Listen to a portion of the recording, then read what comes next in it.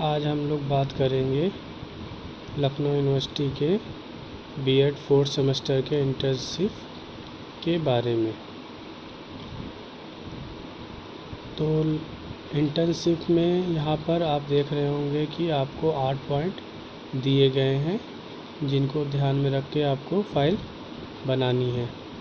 जिसमें से पहला पॉइंट आपका है मॉर्निंग असेंबली, दूसरा पॉइंट है अटेंडेंस रजिस्टर, तीसरा पॉइंट आपका है टीचर डायरी, चौथा पॉइंट आपका है कंटिन्यूअस एंड कम्प्रिहेंसिव इवैल्यूएशन, पांचवा आपका पॉइंट है स्कूल इंफ्रास्ट्रक्चर, छठा पॉइंट आपका है any other duty assigned by the principal, सातवां पॉइंट आपका है reflection and consolidation of internship report writing, और लास्ट पॉइंट जो आपका है आठवां वो है रिपोर्ट राइटिंग। तो ये आपके 8 पॉइंट दिए हुए हैं, जिस पे आपका वाइवा होगा 200 नंबर का। इसके लिए आपके एक्सटर्नल एग्ज़ामिनर आएंगे जो आपका वाइवा लेंगे। इसके साथ ही इसमें एक फील्ड वर्क भी है जो 100 नंबर का है, इसके लिए भी आपका वाइवा होगा। और इस फील्ड वर्क में कॉम्प्रिहेंसिव वाइवा है जो आपके पूरे बीएड कोर्स के आधार पर आपसे प्रश्न किए जाएंगे। कॉम्प्रिहेंसिव वाइवा में जो आपका वाइवा होगा वो आपका 2 साल में आपने बीएड में क्या किया है, कौन कौन से सब्जेक्ट आपने पढ़े हैं, कौन कौन से प्रैक्टिकल दिए हैं, इसके ऊपर आपसे प्रश्न पूछे जा सकते हैं। और आपका कैसा एक्सपीरियंस रहा, इसका भी आपसे प्रश्न पूछे जा सकते हैं। अब हम आते हैं इंटर्नशिप के बारे में, जो आपकी 16 वीक की है, मतलब 4 महीने की। तो पहला आपका जो है इसमें मॉर्निंग असेंबली है। मॉर्निंग असेंबली में जो है कि आपका जहाँ भी आप इंटर्नशिप करने जाएंगे वहाँ पर स्कूल के बारे में मॉर्निंग असेंबली में क्या क्या होता है, कौन सी प्रेयर होती है, राष्ट्रगान होता है, कौन कौन से ग्रुप बनाए गए हैं जो असेंबली करवाते हैं, इन सबको आपको ध्यान में रखना होगा कि पर डे कौन सी असेंबली होती, कौन सी प्रेयर होती है, और उसमें क्या क्या एक्टिविटियाँ करवाई जाती हैं। इन सब का आपको ध्यान वहाँ पर रखना होगा और उसको अपने मॉर्निंग असेंबली डायरी में मेंशन करना रहेगा पर डे के हिसाब से कि प्रतिदिन कौन कौन सी चीज़ें आपके असेंबली में करवाई गई हैं। दूसरा आपका है अटेंडेंस रजिस्टर। अटेंडेंस रजिस्टर जब आप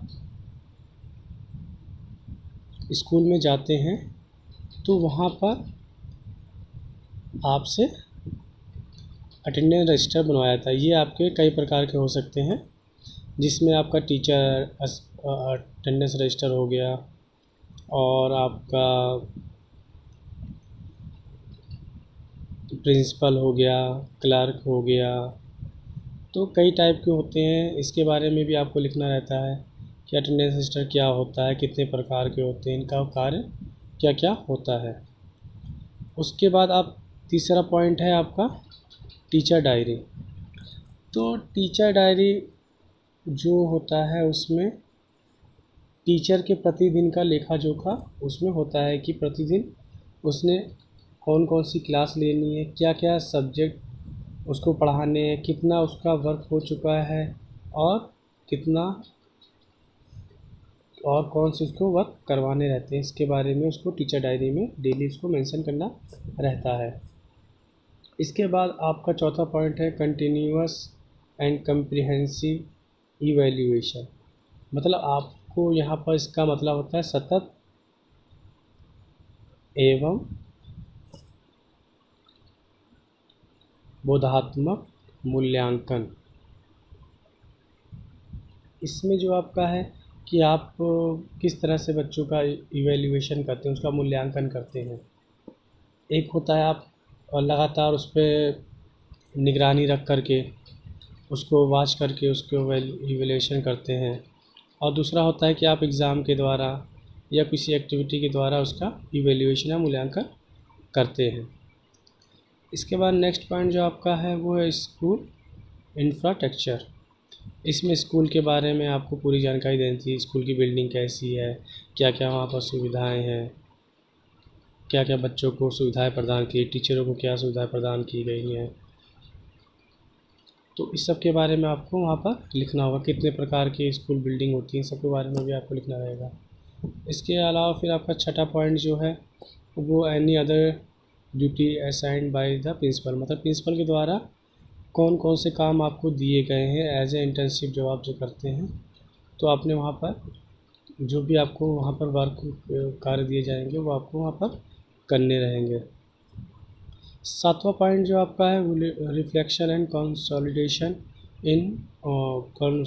ऑफ इंटर्नशिप रिपोर्ट राइटिंग, मतलब रिफ्लेक्शन का मतलब है प्रतिबिंब या आपको फोकस करना है, और कंसोलिडेशन मतलब एकत्र करना है कि आपने किस किस चीज़ पे फोकस दिया, क्या चीज़ आपने वहाँ पर इंटर्नशिप के दौरान सीखा है, और आप उसको पूरा निचोड़ को आपको लिखना है कि आपने पूरे इंटर्नशिप के दौरान क्या क्या चीज़ सीखा है और क्या उसमें परिवर्तन किया जा सकता है, और ये आपको रिपोर्ट राइटिंग उसके बारे में लिखनी है। लास्ट पॉइंट आपका है रिपोर्ट राइटिंग।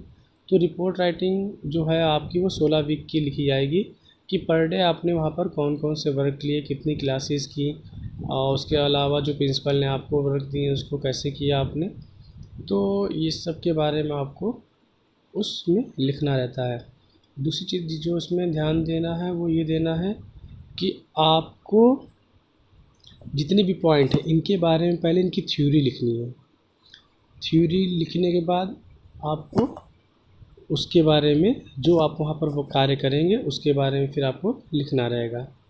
और जो भी फाइल आप बनाइएगा वो थोड़ा सा अट्रैक्टिव होनी चाहिए, जिससे एग्ज़ामिनर उसको देखे तो उसको लगे हाँ आपने वहाँ पर कुछ वर्क किया। जो भी आपकी लैंग्वेज हो वो काफ़ी अच्छी होनी चाहिए, उस पर ध्यान देना चाहिए।